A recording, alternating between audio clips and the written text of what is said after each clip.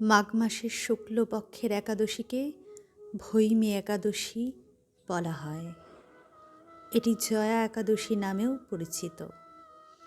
হিন্দু ধর্মাবলম্বীদের কাছে এই দিনটি অত্যন্ত পবিত্র।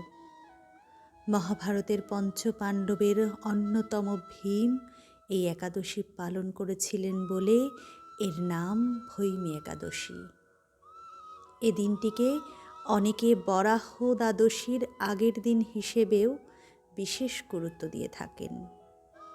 এই দিনে সকল ভক্তরা সূর্যোদয় থেকে পরদিন সূর্যোদয় পর্যন্ত অন্ন গ্রহণ না করে উপবাস পালন করেন।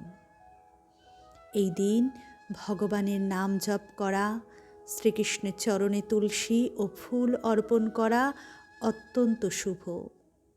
এছাড়াও রাত্রি জাগরণ করে ভগবানের নাম করা ও দান করাও শুভ বলে ধরা হয়।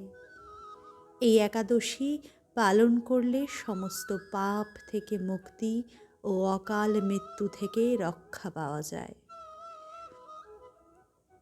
এছাড়াও পুরাণ অনুসারে অনিচ্ছাকৃতভাবে কোনো ভুল বা অপরাধ হয়ে থাকলে এই ব্রতের ফলে সেই পাপ ক্ষয় হয় এবং হৃদয় শুদ্ধ হয়, যার ফলে আমাদের মোক্ষ লাভের পথ প্রশস্ত হয়।